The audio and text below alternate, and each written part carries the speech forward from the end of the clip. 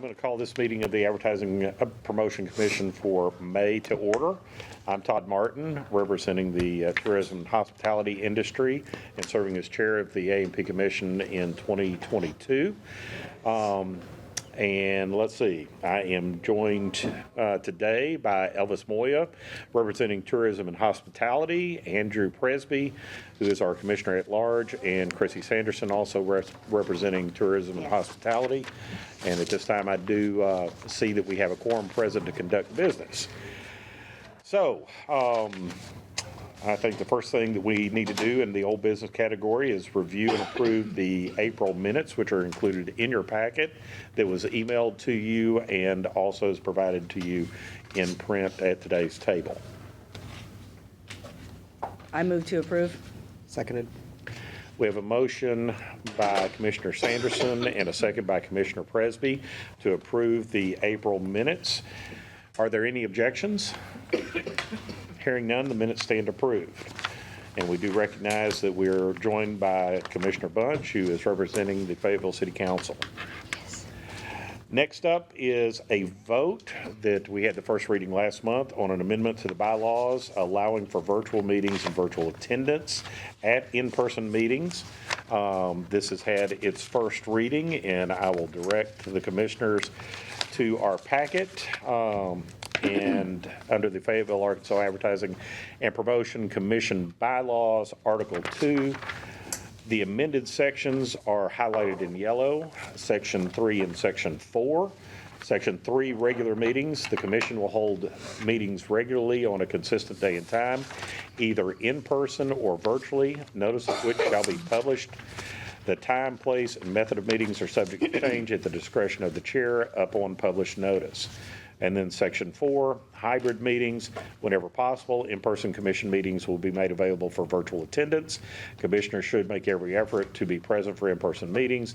When circumstances prohibit in-person attendance, commissioners may participate virtually as long as their virtual attendance at in-person meetings does not exceed 3 meetings in one calendar year.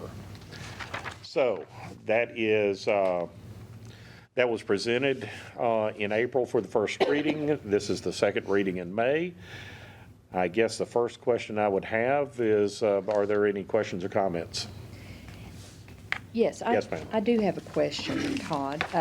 So on our bylaws here, was this established by the state that only 3 meetings a year, or is that just something we came up with, and how do we determine that?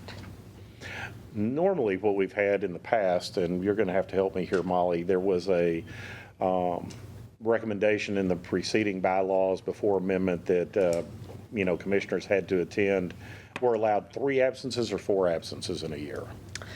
I don't know. So I did not remove anything from, when you say, so 2 things. When you say the original bylaws, I can only speak to, I don't know what the original bylaws were. I can only speak to the bylaws that were here when I came into this position, and I have not altered those other than the strike through in the highlights. And I do not believe it addresses, the only thing it addresses regarding absences is in Section 1, or is in Part 1, Section 5, about being absent from 3 consecutive meetings without just cause. I do not know where that language came from. It predates me. Yeah. I don't know. Well, in terms of this, but what I think you were asking was this, the hybrid meetings about does not exceed 3 meetings in a calendar year. That came out of, and Todd can correct me if I'm wrong, a conversation that he and I had where we saw a need to allow virtual attendance, but we did not want it to be the primary means of meeting. And we also recognize the value of being in person. So that the 3 that's in Section 4 under hybrid meetings, I just picked. Okay. Because it was Okay. a quarter of the meetings. Yeah. We could certainly change that number. No, I just wondered how you came up with that, because I was on vacation at the last meeting. Right. And I attended a bunch of other city meetings virtually. Yep. And I would have attended this one had we had that option. Right. So Well, and I think that, to add to what Molly said too, I think that the other piece was looking at the absences without excuse. It's my hope that offering virtual attendance will eliminate virtually all absences unless there is, something extraordinarily Yeah. out of the ordinary on purpose or in person. Now, I have one other question. So will the technology be, the technology for virtual meetings, I think works very well in City Hall. But a couple of times we've had someone join our meeting here and the technology just either their connection or our connection or something did not work quite as well. Is that going to be, are we going to improve that then or? You are right in that historically, hybrid meetings here have frankly not gone well. Yeah. However, we have taken steps to upgrade the equipment that we use, and we have tested that out, and I feel like that issue has been resolved, and my staff has assured me that that has been resolved. So I feel confident that we will be able to do it well, where everybody can hear. I do think it'll work well. Okay, great. But that is a very good point. It does, it would work with my shoes. Work with your shoes. Yeah, that's just what I wanted to ask when I was reading over the agenda, so I know not everybody attends. We've not had a hybrid meeting here since January of '21, have we? Are you asking if the commission The has commission. met hybrid? Or if there have been other meetings. I don't know. I have participated in hybrid meetings here at the town center. I don't know that the commission, I can't recall the last time the commission had a hybrid meeting. You may be correct. I just don't know. And the reason I bring that up is I held a virtual meeting here in the ballroom in January of '21, and we had zero issues. And we were broadcasting out to 300 additional people and had, virtual panels and everything else from that standpoint in the ballroom. And I know with the upgraded internet that was in place then, and I think subsequently it's been improved even beyond that, we had no issues. Okay. The last meeting I attended in this I believe it was in this room. It was in that room. It was earlier this year. Earlier this year was not quite, and It wasn't- I don't know what it was, but it just, I'm not. It was not where it needed to be in terms of our microphone situation. That is, we've resolved that. Okay, good. I think this is a great, great thing to do, and it, I agree with Todd that it will probably take care of a lot of, people that might have to not be able to come down here or something, or would be coming looking like this. So, that's all I have. Any other comments, questions? Okay, well, hearing none, we can proceed to vote then. Or do we, yeah, I guess we can. All those in favor of amending the Advertising and Promotion Commission bylaws as designated in Article 2, Section 3 and 4, please say aye. Todd, Yes? now, you did mention first and second readings. Do we need to have a third reading? Okay. Not to my knowledge, but Vince is shaking his head over there, so we're saying no. Just checking, because you know how Kit Williams is when we have our, sorry. Okay. Okay. Thank you. All those in favor say aye. Aye. And opposed? So the amendments pass. Thank you very much. The bylaws will stand amended. Moving on from old business into new business, CEO report. Molly Ron, the floor is Yes. yours. Thank you. I'm going to start doing this every month, just letting you know what to expect in the coming months. June should be a big meeting for us. The forefront of my mind is the budget revision. You can expect to see that then. And Jennifer, do we foresee the audit report happening in June, or do we think that might be July? It will be one of the two. It will be one of the two, so stay tuned. Experience Fayetteville sales. So Tina and Julie have been busy.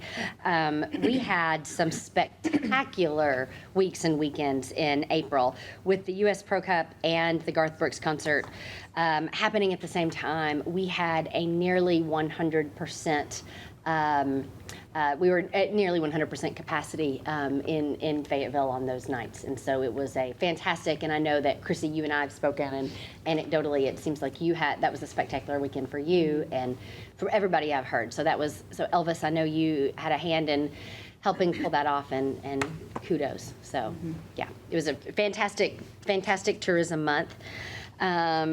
Tina also just got back from the Sports ETA Symposium in Dallas. This was a co-op that we did along with Arkansas Tourism, so it saved us money. We are trying to do that more and more frequently, relying on tagging along with Arkansas Tourism to trade shows to save some of our funds. And she had meetings with over 30 event rights holders to tell them about how wonderful Fayetteville is. 2 conferences we recently secured for next year: the American Society of Landscape Architects, their chapter in the Central States, as well as the Municipal Clerks Regional Meeting, will both be here in Fayetteville next year. We also had a meeting just last week. IAVM chapter, Region 6, I believe, so it's the International Association of Venue Managers. They held their event in Fayetteville at the Walton Arts Center, and we got to speak to that group. So it's wonderful to have groups return. I think that was a conference we'd secured for 2020 that had been put off, so it was great to see them all in person. Visitor center attendance, I want to point out and apologize for a typo. Chile. We did not have Chile in the visitor center, but we did have visitors from Chile, the country. So forgive me my misspelling there. But Is it a new idea? Are you going to now? right, and maybe Yeah, serve that chili, was right? maybe I had chili on the brain. However, it is still tremendous that in April we saw visitors from Alaska, Belgium, Thailand, Nigeria, Italy, Japan, Scotland, the Netherlands. It was great, and that was largely due to the Pro Cup. So it was very exciting. Community engagement, we unfortunately had a rain out and were not able to hold First Thursday in May, though we will be back next week for First Thursday. The theme is In Bloom. We'll be back in June, so we're excited. Please come out to that and join us. It is Bike Month. Hold on just a second. I lost my place for a minute. It is Bike Month, and the programming that Brandon has led, dinner rolls each Tuesday night during the month of May. We are at a different restaurant organizing a complimentary bike valet, and we have with intent tried to host that at restaurants that we typically do not see a lot of cycling engagement. So our first one was at Noodles, uptown, across from the Mall Avenue Walmart. We've been to Mellow Mushroom. I believe this week is Leverett Lounge. So we are with intent. There are some great restaurants right along the trail that regularly are seen as bikeable. So we with intent tried to broaden that a little bit, and it's been quite successful and something that we would love to do more frequently, not just during Bike Month. So that has been fun. Later this week, we will again offer the Bicycle Friendly Business Boot Camp. It will be here at the Town Center, and basically anyone with a business in Fayetteville is welcome to come in and learn how to apply for the Bicycle Friendly Business designation through the American Alliance of Cyclists, or I believe is the organization. And Brannon will walk you through that process and make it really, really easy to apply. And that program is offered at no cost. And the Fayetteville Town Center is also becoming a bicycle-friendly business. And you will see Tyler has installed a bike rack right outside the front door that you may have noticed. Also a good time to add, thank you for being patient with us as you navigated a different entrance to the building as we are repairing our tower. So, very exciting. What time is that? What time is the boot The camp? event? Yep. I don't know. I will find out, and I will email all of the commissioners. Thank you. You are welcome. Yes. If you are not yet, if you own a business and you are not yet certain if you are a bicycle-friendly business, and if you know you're not, or if you're not certain, let me know. We would love to have you at that boot camp. With the exception of you, Mr. Moya, the university designation will be an entirely different. That's a different. You're in a different category, but we would love to talk to you about that as well. Maybe do something. So it is from 9 to 4. Thank you. Thank you, Tyler. And if you would like to go, please just email me. Okay. Yeah. The Joe Martin Stage Race was in town this weekend, the 45th annual. The Experience Fayetteville Criterium was yesterday, and it was live streamed internationally. I was out there for much of the day yesterday, and I have to say that the start-finish line was quite an elevated experience from what I've seen in years past. They had a wonderful VIP area, tinted. There was quite a lot of community engagement, and I was really, really pleased to see how it went. And I want to thank Mike Sells with the Sells Agency, who is here in a different capacity. He was working with All Sports Production as a client in their own right to help promote that. And Hazel also ran the media center and just did an excellent job. So I think it was good to see that return. Looking ahead in terms of large-scale cycling events, the USA Triathlon Mountain Bike and Gravel National Championships in 2022 are coming up. And Hazel, do you have the dates on those? I neglected to get that. On the USA Tri and also the Gravel National Championship. I realized that the date, but that has been announced, and it is here later this summer. So if you look at the first quarter of 2022 in Fayetteville, we had professional cyclocross, professional mountain bike, just this weekend professional road, and then now within a month we will have had professional gravel. So that's 4 different disciplines of professional international level cycling events that Fayetteville's hosted just in the first half of the year. So that's quite a boon for us and something to be proud of. The UCI gravel qualifier is on Saturday, June 25th. Saturday, June 25th is the date of that qualifier. So, Fayetteville Town Center updates. Since the last time we met, we have hosted 13 events, one is which was a 2-week entire space rental from Fayetteville High School. We really appreciate them. Fayetteville High School has been a longtime client, and we are really happy that we are able to meet their needs. I already mentioned the bike rack to you and the tower repair. In another piece of exciting news, we have been working with Peter Nierengarten, the city's sustainability director, to take part in the city's energy savings performance contract. So this will hopefully, if it comes to fruition, allow us to replace our remaining out-of-date HVAC unit, do some weatherization, and perhaps solar panels on the roof. And it would allow us to pay that out over time through the savings that we're realizing by reduced energy cost. And so I really am grateful to Peter Nierengarten and Wade Abernathy at the city who have talked to us through that. Just to kind of preview for you what might come to your attention is one of the issues with solar panels. When we had the inspection,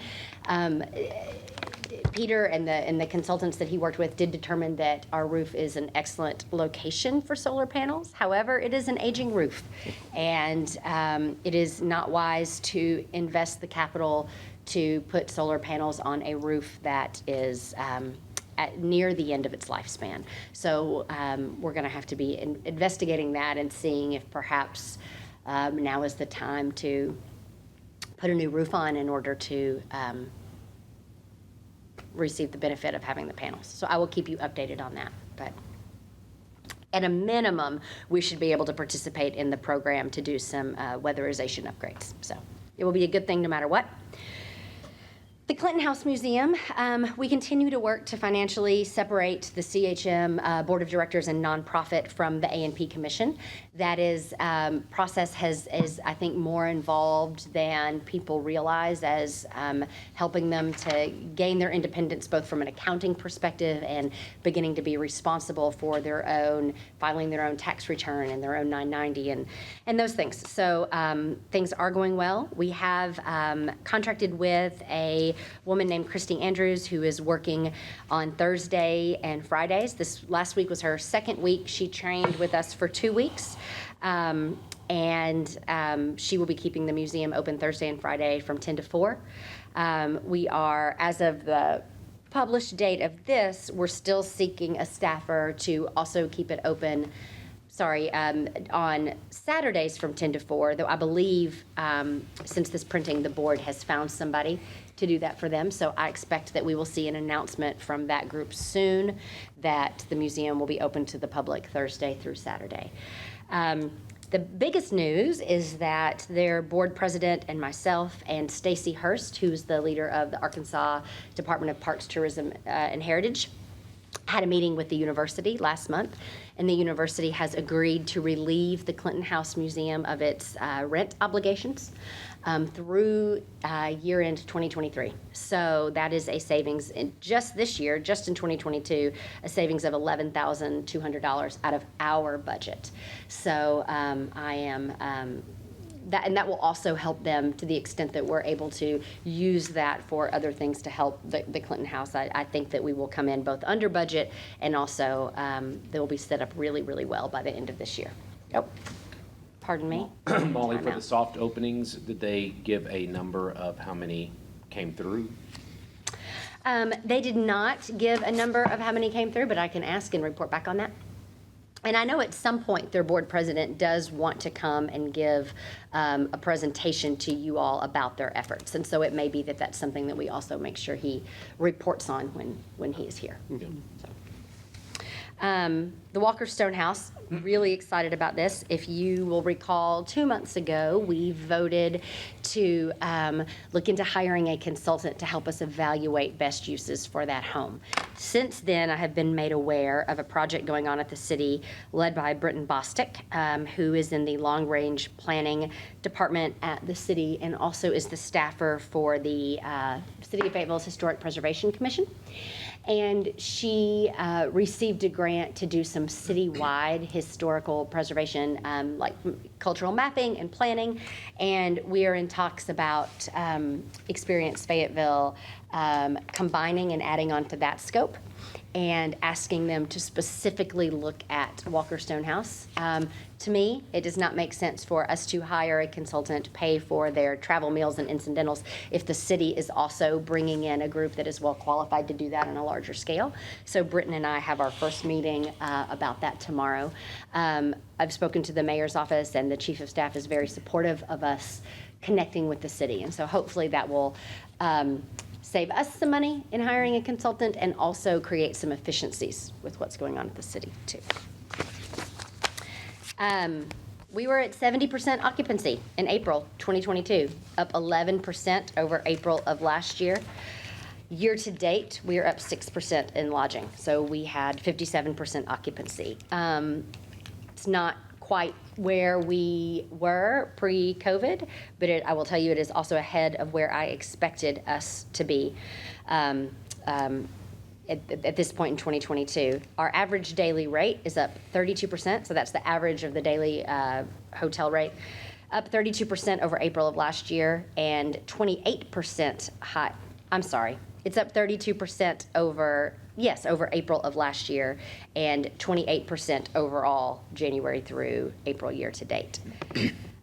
Perhaps more importantly, the lodging collections are up 28% over last month and 36% over the time period last year. Restaurant collections, it's a little bit different. While we're up over 24% over last month, we do show a little bit of a decrease from April in 2021, which surprises me, particularly after the Pro Cup and the Garth Brooks concert and the amount of visitors we had in town and that we know were in town during that time frame. It's the second time this year that you'll recall that collections have been down. However, both times those dollar amounts are small. I'm not yet concerned. I think it's an anomaly that will balance out, but I am going to continue to watch it. So, but I did just want to let you know that. Yes, sir? Do we have any way of knowing if that is because of late payments, missed payments? I mean, is there a way to look at it to understand are, specific restaurants paying consistently and maybe there's, some that have, for whatever reason, missed the deadline and it's not calculated in, or is that a decrease at all? We can see that. Jennifer, do you want to speak to that more? Sure, so I can give you some specific numbers between now and the next meeting, but just observations that I've already made looking at the numbers. Of the late payments, which are still higher than pre-COVID, they are like 95% restaurant and 5% lodging. So they are primarily late payments on the restaurant side. And I think that probably is why your hotel numbers look more stable than your restaurant numbers. Because when you look year-to-date, you see much less variation on the restaurant side. Yeah, okay, so I guess what I'm wondering is if we have a known static number of restaurants that are paying into the HMR pool, or that should be paying in, if we could track where that number is as numbers go up and down, so we know that 90% paid this month and 82% paid next month, and so we had some kind of idea of, you know, the flow of overall activity, and maybe people just, for whatever reason, the 19th was on Friday and people forgot to file and are filing today, you know. Do that. Yeah. All right. And I think that'll be even easier as we, I want to say a special word of thanks to Marcia and her team in accounting at the city. They have been for months working on implementing some new software. It's no small task. It is a major overhaul, but it should help them get better, quicker data, and therefore them turn over to our team better data that allows us to track that in an easier way that isn't so cumbersome. So, overall, it is, you know, we are in a strong, place, 19.5% increase year to date on HMR, and Jennifer can speak more to that specifically in her financial report, which I believe is next on the agenda, unless you all have questions about anything that I have shared.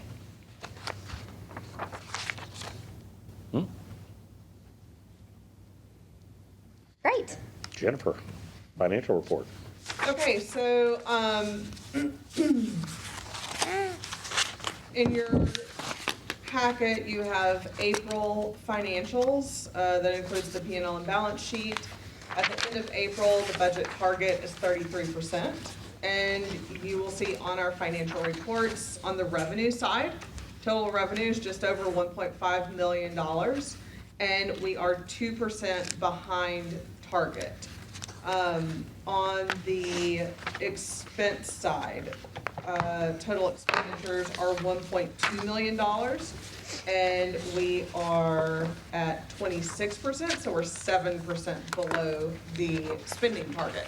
So a very healthy financial position. Overall, operating net income is $283,000 year to date, which is a little bit higher than last month. So on the revenue side also, I want to point out that 2% is about $90,000 for the year. And you will notice I think it's on the report that's included, it's not too detailed. Yep. Grants, other revenue is $86,000, and that's grant funds that we have not received yet. That is the bulk of the reason why we're reporting low on the revenue side. So we're actually right on target. And if you look at our HMR revenue seasonally adjusted, we're actually 2% ahead of target. So we're doing quite well. The other shortfall on the revenue side is on the town center revenue is still below targets, as you can see on, I think it's the third page of the financial reports. They're at $120,000 year to date. So they're at about 24%. And you'll notice their expenditures are still tracking low, although as they're starting to staff up for future events, we're starting to see that shift a little bit. And so we just want to keep an eye on that. On the balance sheet, you'll note cash and investments together are about $4.5 million at the end of April, which is great.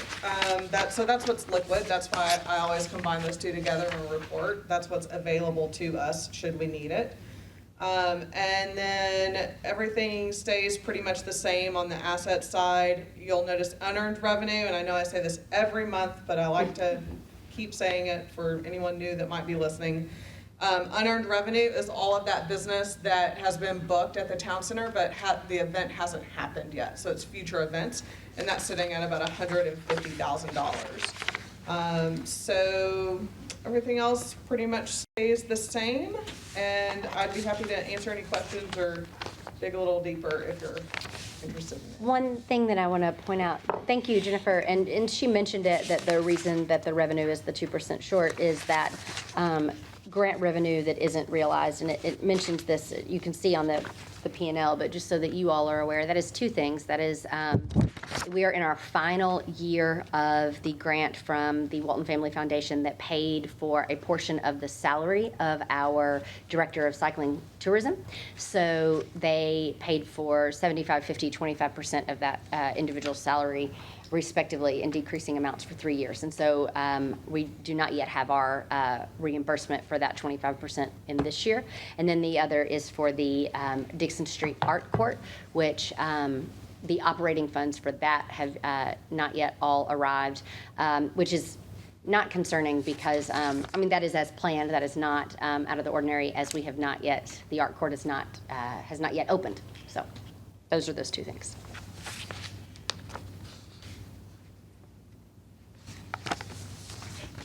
Okay, very good.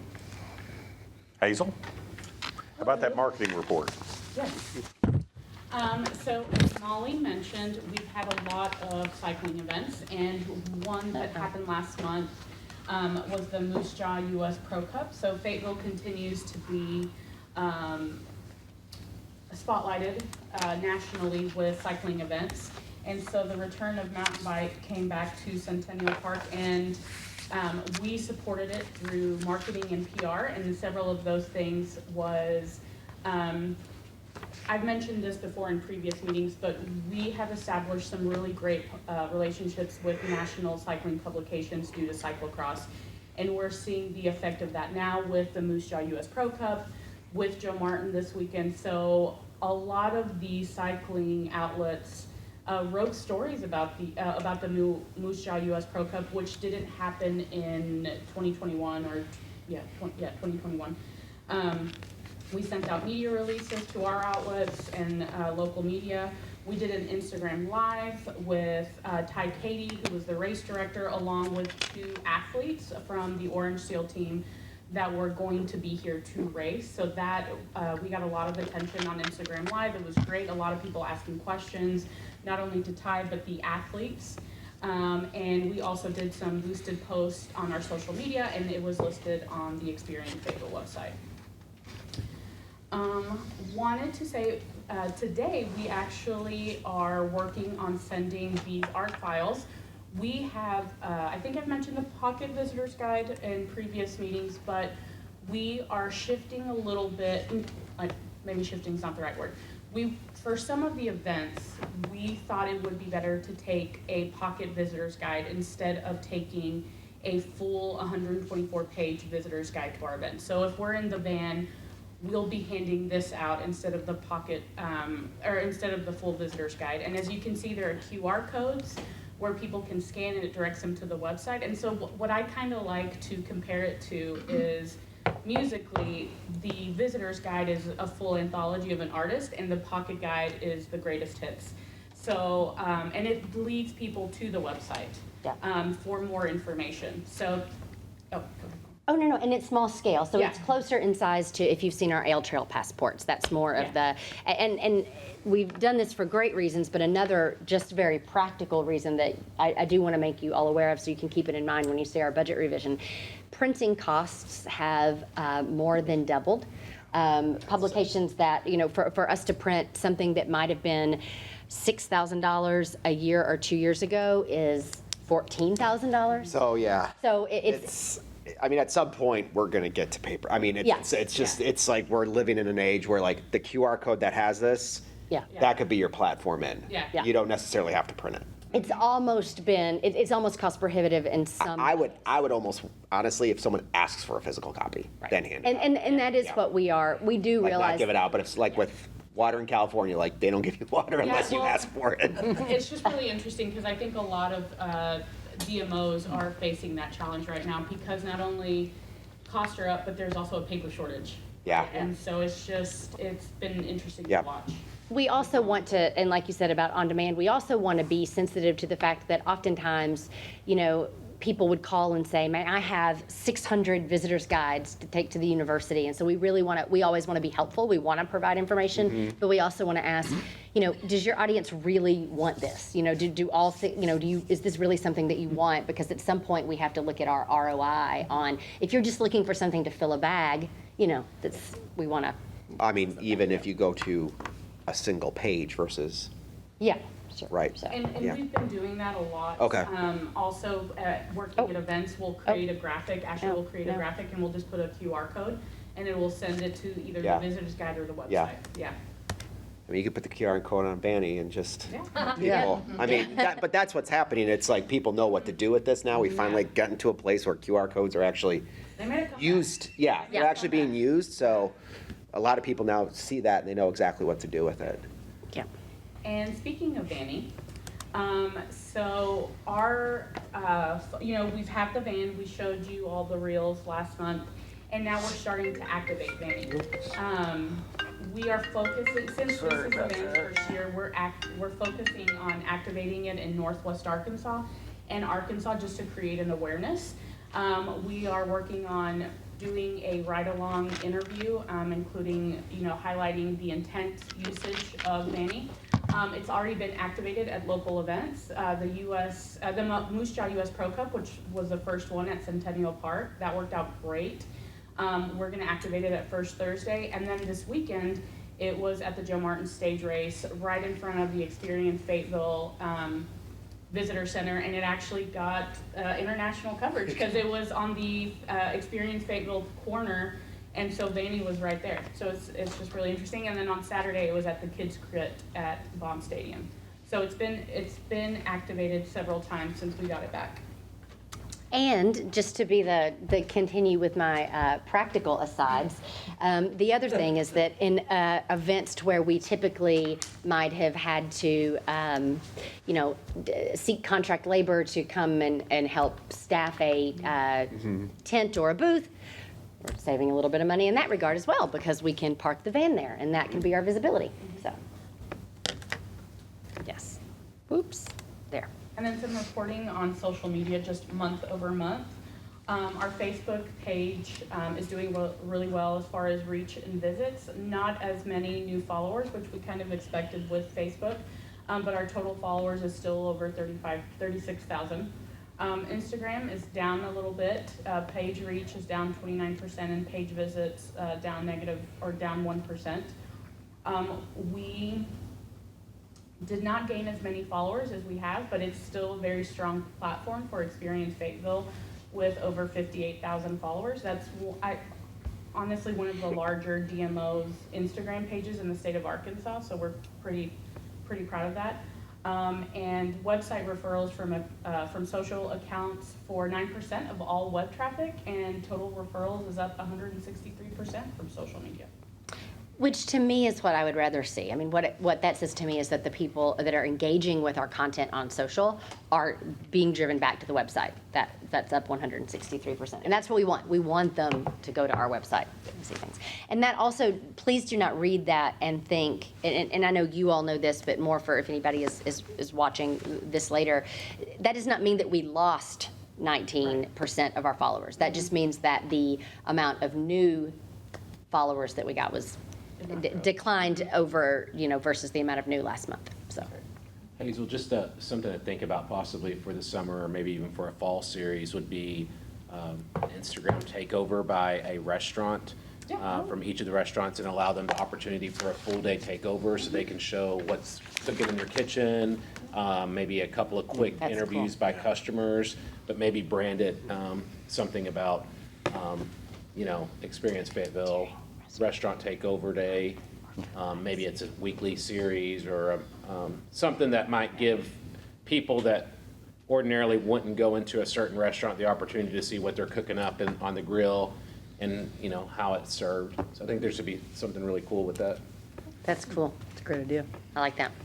Are we doing anything with the super regionals with Vanny? We had talked, may I answer? Do you Yes. mind if, so we had explored the idea of being at Baumwalker during National Travel and Tourism Week, and I believe that was Ole Miss was in town. I believe that was University of Mississippi, and we had looked at being there, and it's. It is not cost prohibitive, but it was quite expensive to have Vandy parked at Baum, and I just don't know that. I think there is a time for that, but I think that that's something that we're going to, the opportunities for us to spend that are going to be few and far between, and so I think it's something that we're going to have to do when we've budgeted for it in advance, because we did look at being at Baum, and it's just pricey to Well, I park was there. thinking about Bogle. Yeah, I was thinking about Bogle. Yeah. This weekend. Softball. Oh, got it. I'm so sorry. You're right. Never mind.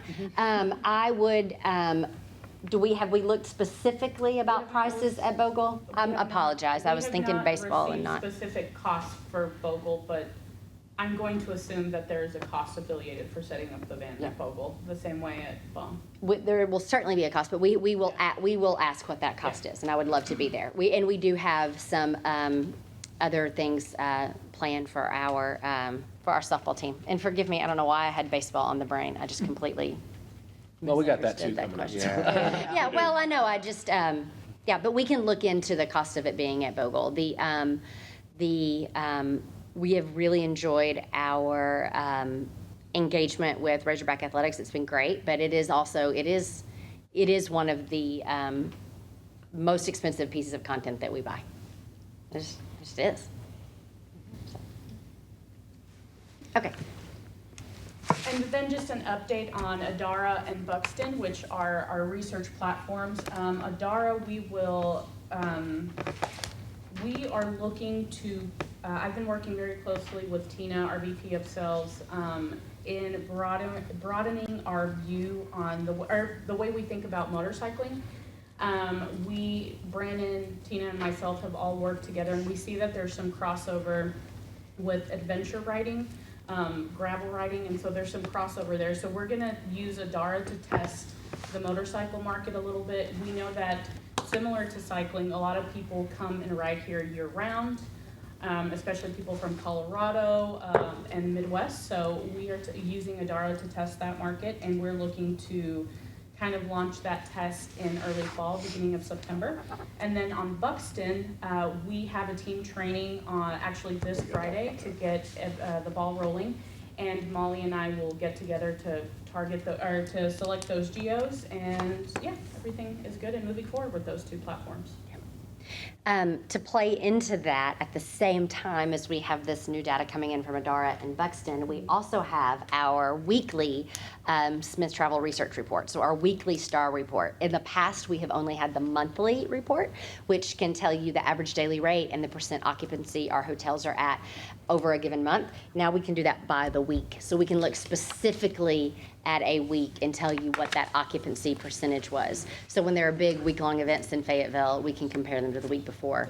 That's very exciting to be able to do. So this information that you gave us earlier, is that the average daily rate? Does that come from that? That comes from that, and that was when we still had that is broken down just over a month. By next month's meeting, I'll be able to have it by week. But yes, that is exactly where that information comes from, is from the STAR report. Okay. And with that, I'm going to turn it over to Mike. Hi, everybody. So, talking about, okay, well, we're gonna send people to the website. We're gonna send people to the website. So, one thing, and I don't know how much time y'all spend on the Experience Fayetteville website, but if you do, you will have noticed in the last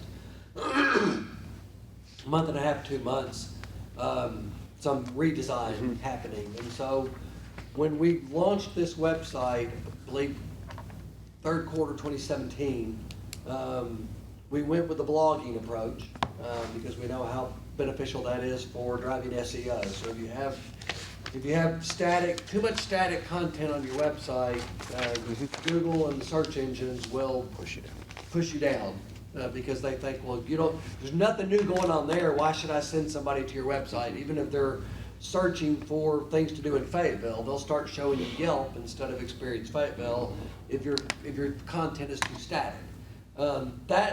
That original approach worked really well. It's not up on the screen, so I'm gonna read you just a real quick data point. In 2017, organic traffic to the Experience Fayetteville website made up 36% of all site traffic. The 85,000 visitors got to the website in 2017 through organic search. In 2021, it went from 36% to 57%, and it went from 85,000 to 181,000 visitors to the website from organic. So that strategy worked, but several months ago, Molly and Hazel were looking at us going, guys, the website is really frustrating us because everything's built on blog articles. If somebody goes and wants to find out something about I think the one you kept referring to as the Walton Arts Center, it's hard to find. So you had to do a search to go find an article about the Walton Arts Center. Well, and if that article hadn't been updated in 12 months, then there was an article about the Walton Arts Center, but it was old, and maybe it wasn't relevant maybe it didn't give you a good overview of what the Walton Arts Center was. So what we're instituting now is a redesign that mixes blog articles with anchor content or evergreen content.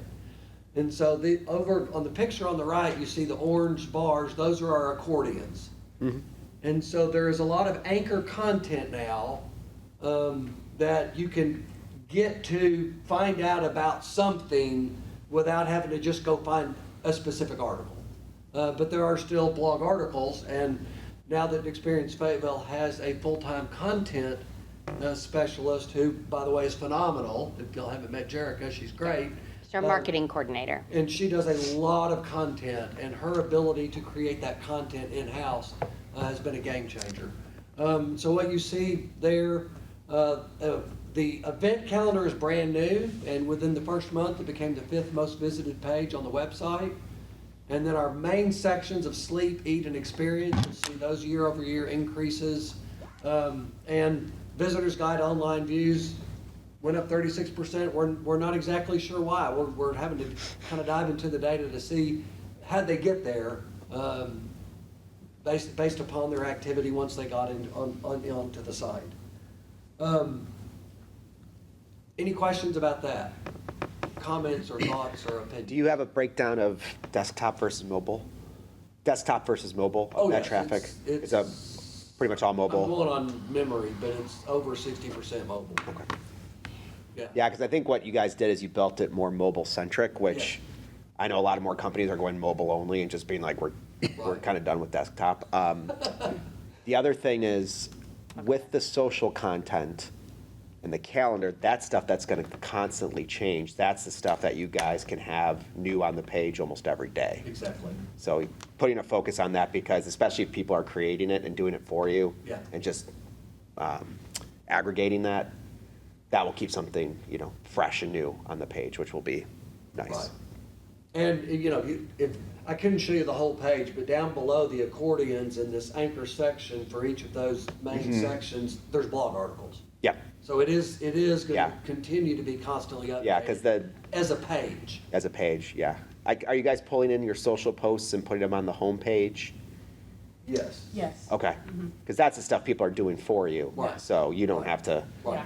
make that content. That's just kind of deputizing people to do it for you. Do we pull in just our social posts, the ones that we post on our channel, or do we Yeah. pull in like hashtag, or mentions, Just ours. just would- from our feed? I Okay. mean, I'd look into Okay. hashtags, Yeah. right? Because if people are going and posting, or even doing a geo of people who are posting, and Yeah. especially during like Light of the Ozarks, you're going to get content every day of people. I think one of the worries I have had, and I'm glad and I don't want to go Yeah, down we the can talk rabbit about hole that. too much, but one of the worries that I have had with doing a website, and maybe it's unfound, you all are the marketing experts, but my concern is we get calls regularly of like, well, why are you sponsoring this? Or why are you participating in this? And so many people on social media will use the hashtag Experience Fayetteville, or they'll tag us, and they'll tag us in, realtors that have open houses will tag us, and people that have garage sales in Springdale will tag us, and it's because they want, that visibility. Right. But what I'm worried about is if we're pulling all those social media pages into our website,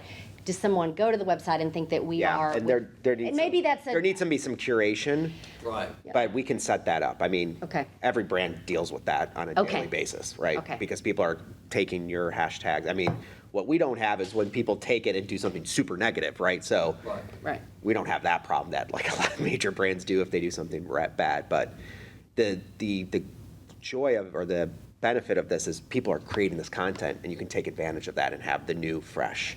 I'm content. glad you said that. I need Yeah. to be more open-minded about that, I think. Yeah, and we I'm can always find it, just we can cautious find a by nature, balance. and Yeah, so- we can find a balance of what makes sense, but that way, you've got armies of people who love this place who are posting about it. Might as well take advantage of what they're doing. That's cool. Yeah. Thank you. So, yeah. Cool. Okay. More? Is there? Oh, there. Yeah, current projects the sales agency is working on with Molly Hazel, the team, is we are continuing the website development, especially working on the EAT section right now. As you can imagine, the EAT section is a beast. And so that, we launched the redesign before we solved the EAT section. And then Fanny, as we like to call it, our Fanny PR plan activation. We are working on a new leisure travel advertising campaign. It's about to go into production soon. Photo shoots, when you're marketing a destination, you always have to have fresh images and fresh video. And so we've got several of those scheduled coming up, and then World Cup planning and website development. One of the things we are going to be able to do to be efficient and to save money is we're going to be able to repurpose the Cyclocross World Championship website that we built and turn that into the World Cup. So we're not starting from scratch on that. And then just, one of the things we try to do is stay on top of industry trends, and a couple things that have popped out and looking at various research of 2022 travel trends. Pets. Apparently, everybody just got so much closer to their pets during the pandemic that they don't want to leave home without them. It's like all the pets are named American Express. And so that is a big thing. And so as our I know we want to be bike friendly, but also for our businesses in town, the more pet friendly you are, and we'll certainly see some of that in our imagery and upcoming campaigns. Really good news for a city like Fayetteville, where there are so many locally owned establishments, is that there's 77% of travelers are more conscious of supporting local small businesses while traveling than they were pre-pandemic. Sustainability, 61% of leisure travelers say the pandemic made them want to travel more sustainably. And then outdoors has exploded. Thank you. I think we've got a few outdoor activities and venues and things to do here in Fayetteville for folks, but according to Viator, the 10 fastest growing travel experience segments are all related to outdoor activities. Would you by any chance, is that in our packet, or could you send me that slide there? Yes. I can. Yes, I can send you. These are often so big to email that I have to do a Dropbox, but I can reduce the size and send this whole PDF. Just, this whole packet. this one would work. Okay, Just this one great. right here would work. Okay. And thank you for the opportunity. Yeah, thank you, Mike. Molly, two quick Yes. things, and this might be for Hazel, but with the U.S. News and World Report again ranking Fayetteville as the number 7 best place to live in the U.S., how are we really capitalizing on that outside of Fayetteville within our AMP commission to really promote this as being one of the best places to live? And that's the one that came out the rankings that came out this weekend, right? Yeah. We posted it on our social media, and it's a big deal, and also on our website. But as far as activating it outside of the area, because it's so living oriented in real estate, it's a little off of our, how should I say, it's a little off of our radar a little bit. I think there's an opportunity. I think it's a balance between, and I think this is actually, you might not have realized this, but I think this is a good segue into what we talk about next. I think there's a good balance and a good connection between relocation and tourism. And for a time, state tourism was on this real big initiative and drive that relocation be a part of their mission, right? And that we want to encourage travel for the point that to the point that we know that people before they relocate somewhere typically travel somewhere, right? And that our goal is to get them to come here, have a good experience, and then move there, right? That for a while that was state tourism's sort of ethos that they really adopted. I think now, Elvis, I think the Northwest Arkansas Council and our own chamber are doing a really, really good job of that relocation message. I think they're really pushing it. I know NWA Council is buying ads in Austin and in Texas and in Chicago and markets that we can't afford to be in, encouraging people to move here. So I don't know that needs to be we always want to brag about it and share about it, that we're the seventh best place to live. But I don't know how much we really need to put that at the forefront. And I could be wrong. That's sort of I have felt like that is a good add-on, but not necessarily a core message, because I've always wanted the message to be about the experience you're going to have when you come here. But again, as with I've already learned something new today with the being more open to bringing in the social media content. Maybe I need to be more. It's a proof point, It's the balance of you make it a proof point or the thing you want to talk about, and the other thing I was thinking about too, because of outside with Vanny, if the Razorbacks get to Omaha, would we want to ever go to that kind of event?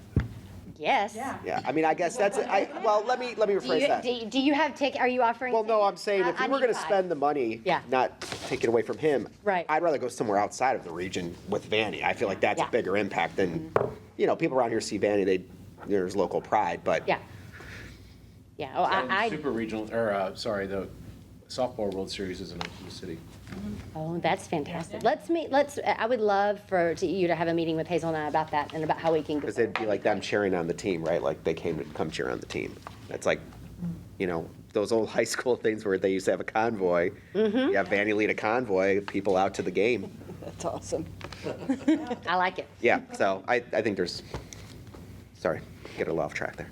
But that may not have answered. That may not have answered your question about you. I know that I have seen in the past, I don't know if it's, athletics too, but the university as a whole really, really adopt that message and really promote it. We did a banner together with Yes. you all a couple of years ago, and we're absolutely open to doing something like that again. So one of the things that we do within athletics is really promote that as a recruiting tool to allow for parents to see that their students are coming to basically live for 4 years in the best place to live is in the SEC. So Yeah. we utilize that messaging within the new NWA visitors guide as, be a part of this experience. And our spin is come visit Fayetteville and find out why it's so great and why Yeah. it's in the top 10. Yeah. That's good. That's good. Good thought. Okay. Okay. Thank you. Good questions. Thank you. The final item on our agenda is a vote on the downtown initiative.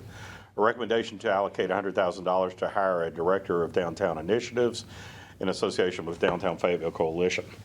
Molly, you want to talk to us about that? I do. I am so very excited to talk to you about this. And Chrissy, are you our longest serving commissioner at this point? Or is it Todd? I think it's you. No, it's you. Oh, it's her. Yeah, it's Chrissy. Either way, so you may remember it. But so when I began in this role nearly 6 years ago now, one of the things that we talked about early on was how Fayetteville did not have a downtown association. And I will spare you all the looking 10 years back, though Mark knows it, I'm sure far better than I do, and that's, your ward that you represent that we're talking about. But I feel that Fayetteville needs a strong downtown association. We, as Experience Fayetteville, have done a lot of that work, of those initiatives and those programs that I think are really typically done by a downtown association, and we've done them and helped lead them because it's the right thing to do, and we care about our city. Sometimes they're not exactly in our wheelhouse of tourism, and so this conversation has been a little bit of it's evolved. We've had it many times with downtown stakeholders over the past 5 and 6 years, and more recently with the group formerly known as the Dixon Street Merchants. They have now rebranded and expanded their reach beyond just Dixon Street and are looking to encompass the whole downtown and are now going by the Fayetteville Downtown Coalition. And I see how hard, as volunteers and business owners with day jobs and night jobs, they are working to try to establish a thriving organization. And I think it is deserving of full-time professional staff. The dilemma here is you have one of those classic chicken and egg scenarios where I don't know how you're going to build a new organization without having a staff person, and I don't know how you're going to hire a staff person if you don't have an organization from which to hire them to lead. And so our idea with my team and what we've been talking about is if we could incubate a position, an experienced Fayetteville staff line. The Director of Downtown Initiatives, by the way, is a working title. I don't want you all to be hung up on that as the official title for this person, but somebody whose job it is to build and start a standalone nonprofit downtown organization for which they will then ultimately be employed. There are examples of this kind of relationship. For example, just two of them off the top of my head. CASH, the Regional Arts Organization, began as a staff position at the Northwest Arkansas Council and then became now a regional standalone nonprofit that has various sources of both earned and contributed revenue. The Ozark Outdoor Foundation began as we worked with them, you'll recall, for the Cyclocross World Championship. They began as one staff person working for Runway Group that now has their own nonprofit. Downtown Springdale Alliance, I believe, also started out in a similar way. And we have really strong downtown organizations that are separate from chambers and separate from CVBs in Bentonville, in Rogers, in Springdale, in Eureka Springs, in Siloam Springs, in Fort Smith, not to mention Little Rock, Hot Springs, Paragould, Jonesboro, El Dorado. We are one of the only cities, certainly the only city of the first class in the state of Arkansas that does not have one, and it's time. It's past time. And I think we have an opportunity to really take a leadership role in this by committing funds to hiring this person. But, and I promise I'm going to stop talking and let you all ask questions and give me feedback. But I think it's really critical. You'll see in here that I don't think we should go it alone. I don't think it should be our responsibility to shoulder, completely. I think the city of Fayetteville, as a city entity, should contribute to this. We have heard.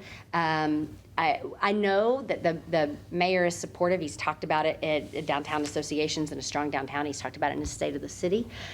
We've heard Devin speak about it. I had a conversation with Steve Clark at the chamber just this morning. He is excited and supportive and feels like it is the right time. And I think it's a great opportunity to hire someone to really build this for downtown Fayetteville.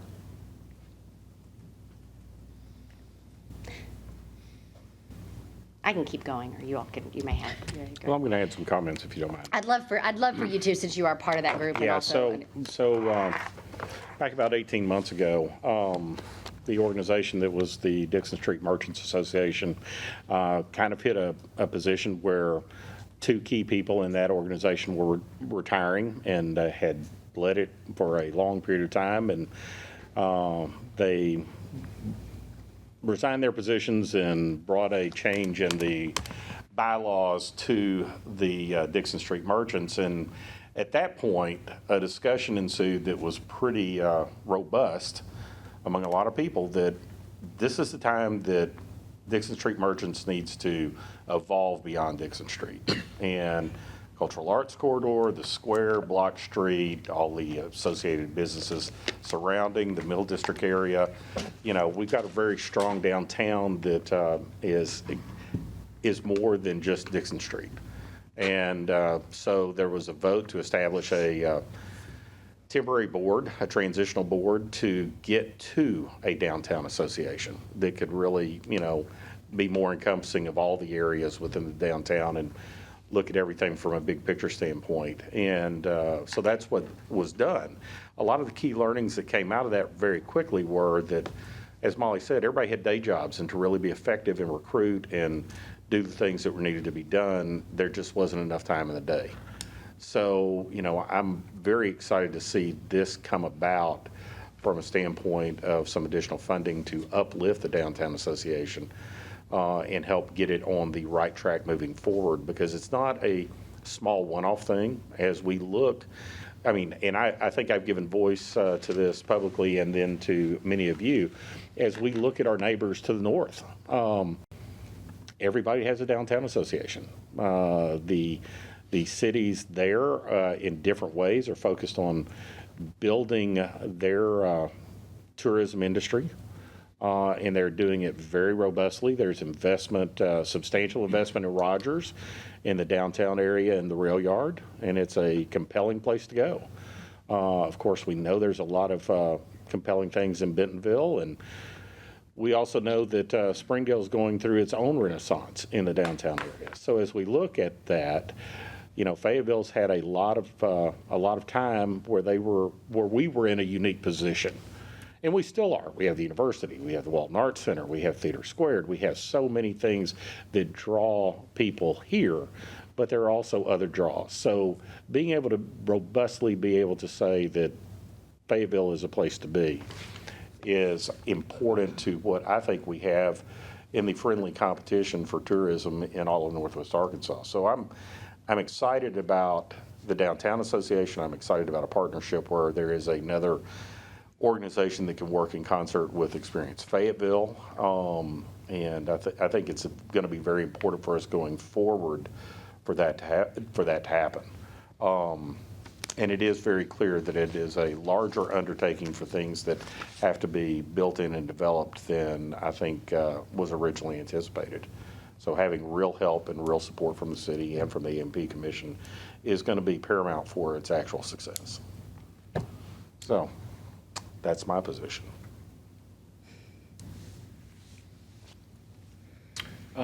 Molly, real quick, a couple of questions. How many merchants are a part of what we consider to be downtown? I know we mentioned Dixon Block. Are we considering this area part of the downtown? How many merchants are a part of that? And then would this position under Experience Fayetteville be similar to a report that Hazel would give? Now we would also have somebody provide a downtown report, which would include, the state of downtown, how, the monthly information, economic and market data in comparison to some of our other, other cities that are in this Northwest Arkansas area. And then to add on to that, has the city made the actual commitment at this time to take this on? Got it. Those are all great questions, and I'm going to try. I can take part one if you don't mind. Okay. You may be able to add to. Sure. Well, I want to be careful and just say, do you mind if I go and then let you? Sure. You go ahead. No, you go ahead. Geographically, the current new bylaws of the Downtown Fayetteville Coalition would identify boundaries for regular membership in the coalition to being Maple Street to the north, let's see, School Archibald Yell down through that way to the east, or College School Archibald Yell to the east. We would get to Arkansas Avenue extended to the west, and then roughly MLK to the south. It is essentially the ORA area plus for that. Now, that's loose. We've also identified, businesses that are on the other side of College that certainly would be included in regular membership. And the current coalition bylaws would provide that any merchant could be also an associate affiliated member of the Downtown Fayetteville Coalition regardless. So, for instance, Mockingbird could be a member at a lower rate as the bylaws currently stand. I do expect that if we are successful in getting a experienced professional in, that those boundaries probably will adjust and move around a little bit. I don't think that there will be a concept that will exclude businesses in Fayetteville from being part of the membership, because I think that's kind of I would say a very strong feeling that it needs to be opened by the current group of members that are there. Now, in that area, I think Molly has to probably be the one that can really tell you the merchant size. I'm going to say it's over 200. We currently have 30 on the books with Dixon Street as active members, and another 29 have been recruited in so far outside of Dixon Street, but that's with a lot of one-to-one contact and not an extremely hard and active push forward just from lack of time. Yeah, so thank you, Todd. That's some great detail. And I think, Elvis, all of the questions that you were asking speak to a broader question of what is downtown. And I think that is why the timing for this organization is really important, because from my understanding, the city is right now also working on a new downtown master plan to help define what is downtown. And so in terms of the thing that I want to be really clear about for me, from my perspective, is none of our other cities in the region have downtown associations that are membership-based, right?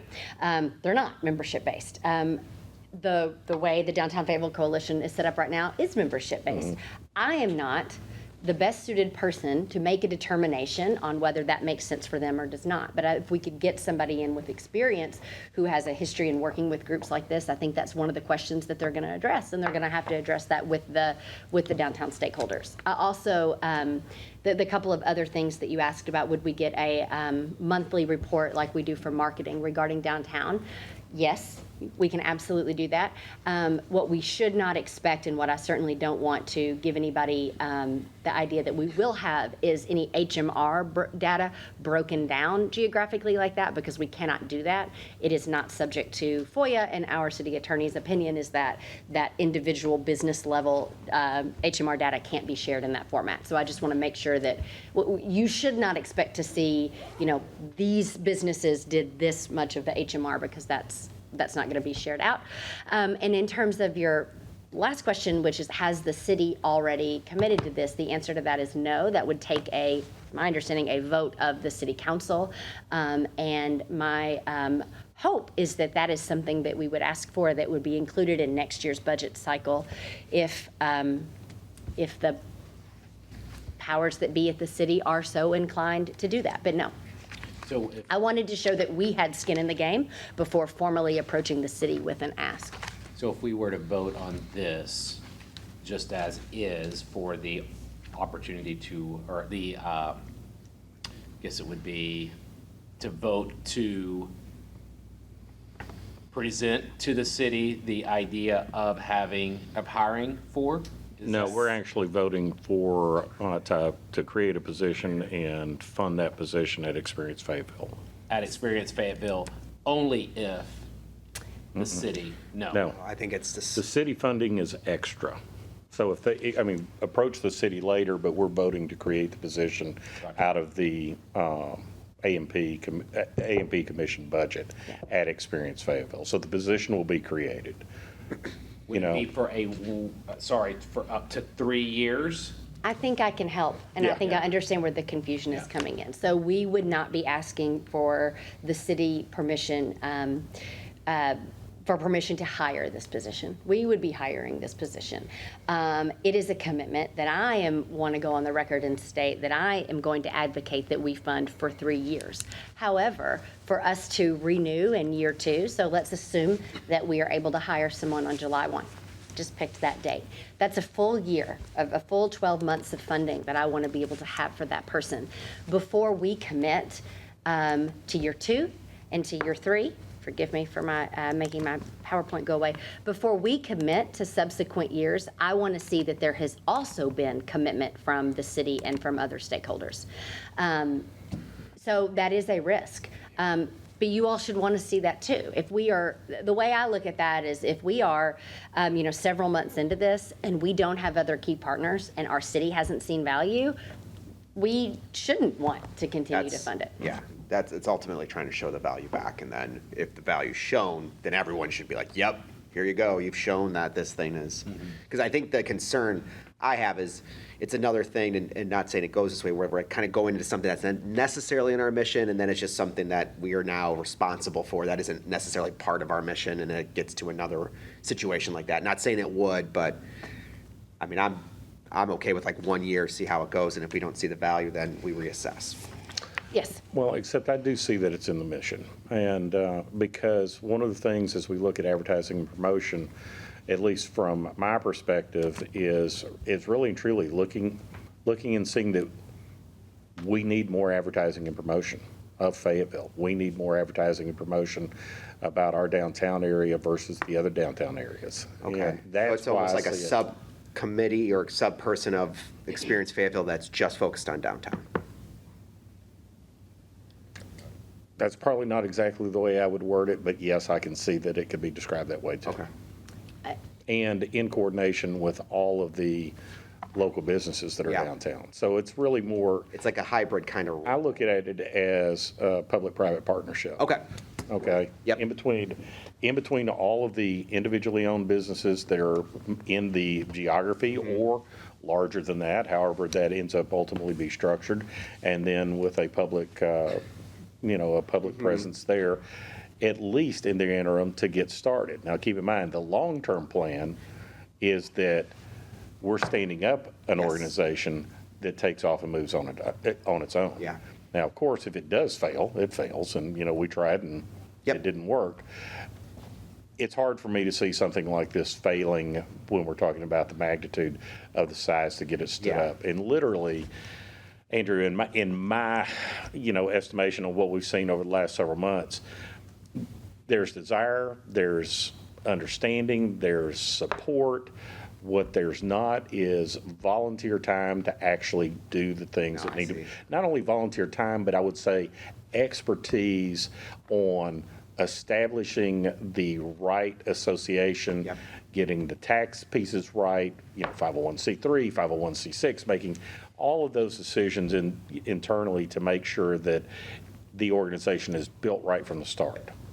No, I'm okay with, I'm okay with what you're, I'm just saying, having a reassessment after a year, I think is gonna be critical, because I just don't want to be a thing where it's like, well, we're not getting the value exactly wanted, is this, and hopefully, I think it will work, but, because I think this person would also help with business development, and like, finding those other businesses that could be a good opportunity for downtown Fayetteville, and maybe developing those initial conversations of like, hey, you might be a good fit for downtown Fayetteville, and then that brings a different type of value, which isn't necessarily what we do, but we would get the benefit of it, so. I really appreciate you saying that, because one of the things that I always try to make sure that I'm doing and that I'm leading by example and that I try to make sure that we are doing as a team is it's okay if to reevaluate ideas. And what Yep. worked 1 year doesn't mean that it's going to work the next. And while I do think this will work, and while I do think it's got longevity, I don't think that we should ever be afraid to reevaluate decisions like that. No, and I think that's kind of, I just want to be locked into where it's like, hey, this is,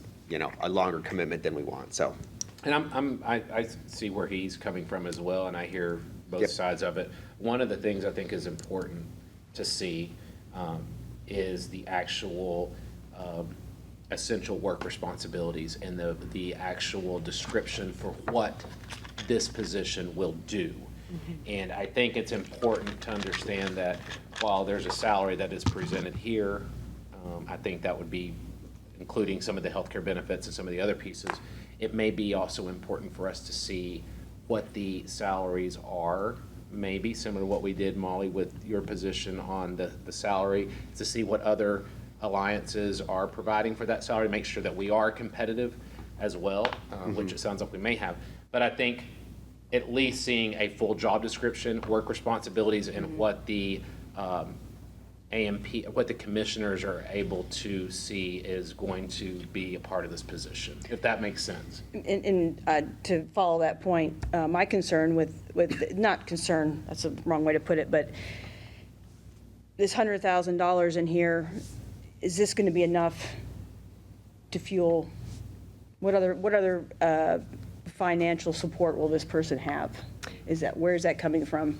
That's a great question. And so are you asking other than salary? Are you asking Right, for what any tools sort of are we going to give, program? what tools are we Sure. going to give this Okay. person to do their job? I would like to speak to that. So in year one, which as you know, our fiscal year is on a calendar year. So when I'm talking about year one, I'm talking about 12 months from the start date of this position. So is this enough to, in our budget this year, to get this person hired, pay the associated fringe, which is healthcare? We don't know how that's going to land until we know which kind of policy this person is going to select. Life insurance, all those fringe benefits that being a full-time employee of the AMP affords you, in addition to those business essentials like a laptop, business cards, those things. Yes, this is enough to be able to do that.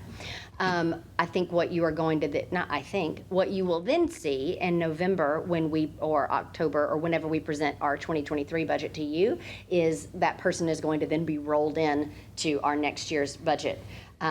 It's a little bit hard to tell you exactly where that salary is going to land. It's going to be a range because I don't know, because we haven't hired yet. I will tell you that if there is $100,000, which is what I asked for, if there is $100,000 in the budget, that likely isn't going to pay as much as the person in Springdale or the person in Bentonville makes right now. However, they also have different scenarios and setups in that they are responsible in those cities for running their farmers market. And that is not only a big revenue generator for those cities, but that's also a significant portion, in some cases like 20% to 25% of their job. We have a thriving standalone independent farmers market organization. So I don't know that we can always look apples to apples, but I may not have. I do feel that $100,000 in this fiscal year does get us where we need to be to start. Okay. Is that going to be what we are going to have to, what that person is going to be making 3-4 years from now? No, probably I don't not. really even mean salary, I just, the tools to give this person to do their job, is that going to be something that we can actually put into our budget? Yes. However, if the city of Fayetteville doesn't also see value in this and want to help support it, then it's not. Then no. Then they're not going to be able to have programming resources in the way that they need to. Okay. There's also additional money that has been held in by the Dixon Street merchants for some time. So there's an amount of money there, and then there's also more money being raised overall as the new downtown coalition, Fayetteville coalition as well. So you can anticipate that about 50% of what is there will be also spent by the coalition too, or what's requested will also be spent by the coalition too, in additional funding to get set up. So there will be, it's not just coming, it's not the group coming to AMP and saying, hey, look, give us some money to go set this up. It's a group that has some money, putting some money in and asking for some additional help, and this kind of fitting the overall objective of what Molly's been trying to do for the last 5 or 6 years, and aligns with where the mayor is. So that's part of it. And to be clear, we are not, just in case, we are not giving any money to any outside that's right. organizations. We are not giving any money to the Dixon Street merchants or to the Downtown Fayetteville Coalition. We are allocating money in our budget to add a staff person. So we are not making a distribution outside of our own entity. Mark, I think I cut you off when you were about to make a. Well, no. I'm sorry. I'm just trying to think, if it goes to city council, what we're going to be faced with. And I know the first thing will be, well, then why isn't there a midtown person? Why isn't there an uptown person? Why isn't there a southtown person? Because we have to look at the broad impact. Now, I like this. It's my ward. I'm going to say go for it. But do you see? Oh, yeah, Yeah, I do too. because it's not my ward. But yeah, I do So see we're that. going to But- have some good arguments and some good presentation. I can take But- that. Well, maybe it's, You're going, Why don't you take it first, and then I'll take it? Well, I don't know that you were done speaking. I you're mean, going to have, the argument's going to have to be really strong and well thought out, and budget is coming up It is. we start working on it in July. Yeah. You know, so just, Right. you know, just to get, You know, maybe this develops into, this position develops into something that is citywide. yeah, it could. I think there is something, and it could, and I think that those are fair points, and I think that it is, it would be, we should expect that the city will ask those, and we should be able to answer them. And what I will tell you is that there's a reason why downtowns specifically matter to tourism and have a significant impact that benefits our whole city. They are an economic driver in a way that is unique and that is important. And it may be that because this is also something that I've had extensive conversations with Devin Howland, the city's Director of Economic Vitality, that he and I have talked about. And it may be that the city council feels that it isn't the right spend, and that's okay. But it's not going to be because we didn't ask. I think just getting everything put together to present, you know, having it all in the right order and Yeah. being accessible to anybody on the council that has any questions, or, you know, it may take, you know how things go through the council. It takes a couple of meetings, Yes. 3, 4, sometimes, you know, 5 or 6 yeah, sometimes, right? Yeah. Unfortunately, yeah, it does. But I think you know, I'm well aware of the importance of the downtown area, and, you know, I have on many occasions talked with the Dixon Street merchants and dealt with them, and also very, you know, familiar with Devin Howland and talk with him about a lot of stuff too. So I think it's a good possibility, but, you know, it's going to take a lot of finessing to get it, I think, Well, ready to go. There are a couple of things. I mean, Molly's right. Downtowns everywhere are economic drivers. They either are, or somebody's trying to renew them so that they are again. I mean, I look at things that are happening in the downtown Jonesboro area right now that I would have told you 6 years ago that place was going to be a disaster, and they are renewing downtown like nobody's business. I look at what Rogers did with the rail yard and have to tell you, wow, watch that develop, and amazed. It's a wonderful place if you haven't been there. And I think that we have a very unique position here in that those downtown areas have significant reputations, and they become, you know, a vibrant economic engine. Now, I mean, when we're talking about ORA, why isn't there an ORA out, you know, in West Fayetteville where Southern Food Company is, or in East Fayetteville where Eastside is, or those are just my businesses, and, you know, let alone uptown. I think even when I did not have a participating business in the Dixon Street area or in downtown, I still recognize that it is significantly different from any place else in the city. Yes, Todd, you know, we're well aware of that. And we were both very supportive and, you know, kind of active in, you know, the formation when the OR was being formed. We've used it, you know, we know, don't you use it, you know? I used it yesterday. We like it, we thought it was a great, you know, great thing. So, It was a so great the idea that, you know, I was just making a joke a minute ago. I'm not, the idea that I don't understand the value of downtown is really not Yeah. there. You know, I mean, I do get it. I do understand that it is something we deal with on a pretty much a monthly, daily basis on council is what we're going to do with downtown. And you know, like we put people on committees based on where they are from, and we put someone on a committee recently, Planning Commission, just because he was a downtown business. We were really looking at that. You know, that was one of our thoughts. You know, we wanted someone from downtown on there. So And right, I just brought it up as an argument. I'm Yeah. supportive. yeah. No, I think it's a valid, and I'm glad you did. I'm glad both of you did, because you are right. You will get those questions, and I will too. Why are you promoting downtown and not? Well, I mean, that's a good point, but, you know, but I do think that just, you know, having it all ready to go, and because people are going to ask those questions. People are going to, anytime the city, is asked to put money into anything, it's, you know, we've got, a good example would be like the Fayetteville Flyer reports that we've done something and people are on their Facebook page complaining, well, why didn't they put this to the homeless population? Right. Why, you know, and it's like, no, they're not quite the same thing, you know, but that's what we get a lot of, you know. Why didn't you invest in this instead of that? Why didn't you invest in streets? If you can invest, you know, why didn't you put $100,000 into fixing this bridge or we've got potholes everywhere. Right. Why didn't you put the money into that? So this is just what we get hit with. So. Right. Other comments? Are you ready to vote? What, can we specifically go over what the vote will be? What are we voting specifically for? What- Is it the recommendation to authorize the creation of this position without the job description?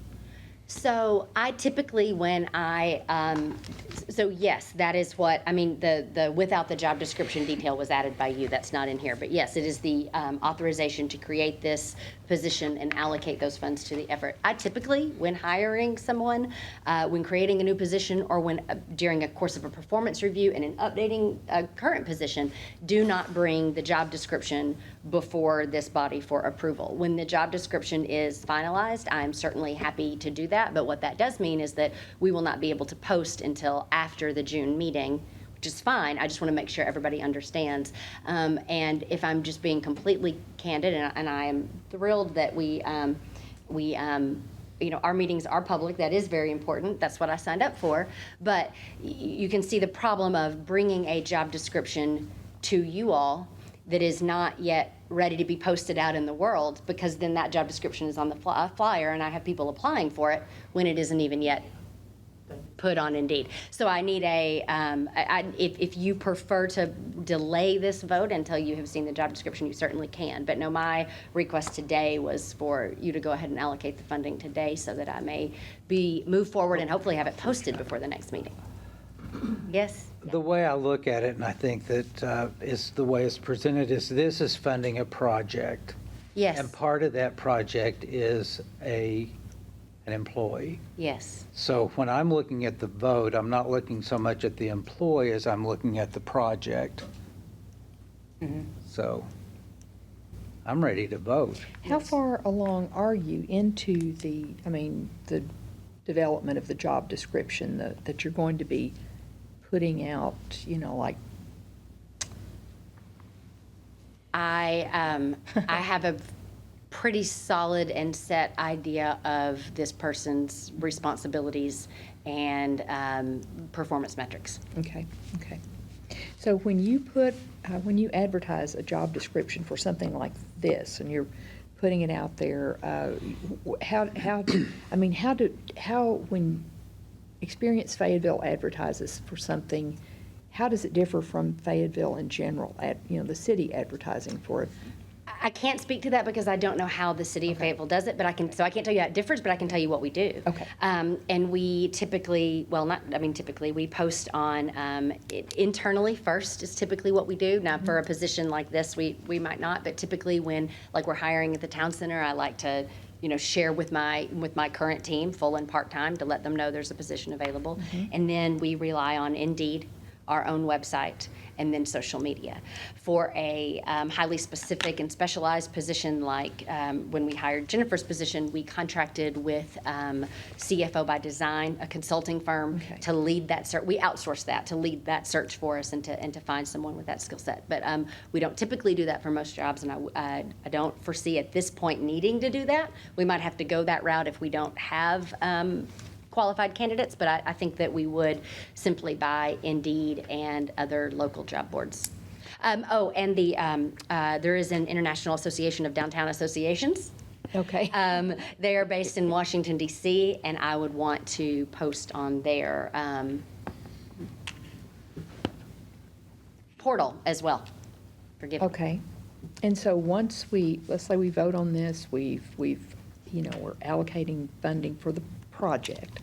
How once you get your applications in, who who looks at the applications? Who helps make the decision on the applications? Is that done internally? Is it part of our job, or?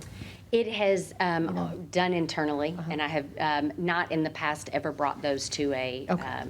to the commission. Okay, We did okay, internally. all right. With Amy being our first point of contact. Yeah, because I don't know that we've done like, that many things like that, so, anyway. Do you anticipate taking a short list to the Downtown Fayetteville Coalition to discuss? I would like to put together an informal hiring committee, yes, and I would love to have a stakeholder and input from, typically, we did this when we hired for Tyler's job, any job that is going to have a high level of community engagement. I always like to get interviews from non-staff. So for example, if it was like when I'll just pick on Tyler, when hiring Tyler, I wanted him to be interviewed not just by me and my team, but on the team at the town center that he was going to be supervising, but also neighboring businesses and stakeholders that work with the town center on a regular basis, trusted vendors that we typically interact with. And so I think that that's always a wise idea. And I would foresee doing that this time as well. Okay. That's- Molly, and Todd has a little bit of experience on this. Is Downtown Initiatives the name that you really want to stick with, or is it more of a downtown partnership development position? Is it a strategic initiatives? Is it project initiatives? Like, what does that? And I still go back to what is the overall mission and what is the overall with this partnership, what are we wanting this position to do? Right, so the overall goal is to found and establish an independent downtown organization. And so the metrics are things like that I would want to see in year one is a review of bylaws, a determination on tax status. Those are things that you will see in the job description. I feel like Downtown Initiatives is a good initial title because it is broad and it is vague, whereas to me, Downtown Partnership, typically in this industry, partnership implies membership. And so, and that may be the route that the stakeholders and that this person end up taking it, but it seems overly prescriptive at the onset to have partnership in there. And I think of ultimately the title transitions to executive director, right? I mean, I think that's what ultimately the title will need to become once they have established their own organization. Yeah, that helps a lot. I mean, that's really what was more of just needing to see more of what is in the proposed action. Got it. For the position. That's fair. To give a little bit more of that, here's the plan for this position and what this employee would be doing. I think, does that? And I think fundraising falls into that. I think experience in fundraising and being able to work with, from a nonprofit status, being able to work in order to fundraise is going to be important. I could tell you about a dozen things that I think are important to be in there, but that's ultimately Molly's decision.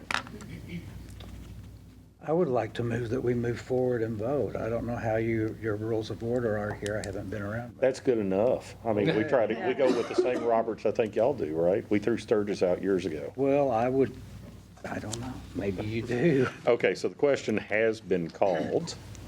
Vince, I'm going to ask one clarifying question to you. I serve on the temporary board for Downtown Fayetteville Coalition, so I need to recuse myself from this vote. I think it would be, the optics would be better. I don't Okay. think you're- Well, then I'm going to recuse, But yeah. I will recuse myself from the vote. So before you is a vote to, from the CEO of Experience Fayetteville to allocate $100,000 to hire a director for downtown initiatives. And the question has been called. All those in favor? May I Yes. ask that it be rephrased to Okay. create the position and allocate the funds rather than, I think that's, so that there's a dollar amount that is mentioned in the vote. And Vince, Exactly. was that the? Right. Well, I'm not convinced there was a motion and second. The question was called, okay, we'll back it up. The question was called, is there a motion, how about that, in order to allocate $100,000 to create a position for the Director of Downtown Initiatives at Experience Fayetteville, and what? May, There. We'll go ahead and let you finish and then I. No, I'm going to finish right there. To create the position, allocate $100,000 and create the position That for was- Director of Downtown To Initiative. fund the position for 1 year with intent to renew funding at the same levels in year 2 and 3, contingent upon additional financial support by the city of Fayetteville. Do we need to make it that much? Or I don't know, I'm just $700,000? saying, will next year, when we get back to this time, does it automatically renew? So Maybe we're making- Maybe going too far with it, however, that's mean, gonna come up so- next year at this time. I will tell you that in the recommendation section of the memo, that was my thought as to how the motion would read. And so that was written that that be the motion. And I felt that that was sufficient. I want to be really careful that I'm not advising you, I feel like that is, I serve at the pleasure of the commission, and if you want to make a different motion that is more detailed, that is absolutely your right. Okay, so you're saying that you looked at the proposed action as the motion? No, I'm saying that in the memo, The at the bottom, Okay, got it. where it Got says it. I got it. So recommendation, moved. I felt like this was sufficient. That is, however, your prerogative. Well, I so moved. But let's go ahead and, this is specific enough to get it done with the money and what it is, and general enough that there is an opportunity to let it develop organically. So the motion is that the A&P Commission authorize the creation of the Director of Downtown Initiatives position and allocate $100,000 to the effort. Is there a second? I second. Okay, motion by Commissioner Kenyon, second by Commissioner Sanderson. We will do a roll call vote. How about that? Commissioner Sanderson, Aye. Commissioner Moya, Aye. Commissioner Presby, I, Commissioner Bunch, Aye. Commissioner Kenyon. Aye. The vote passes unanimously. Thank you, everyone, for that. Good discussion. Thank you. Okay, we are at the end of our agenda. If there's nothing further, I am going to entertain a motion to adjourn. So moved. Second. It has been moved by Commissioner Kenyon and seconded by Commissioner Sanderson. All those in favor? Aye. Aye. Opposed? No. We are adjourned. Thank you, everyone.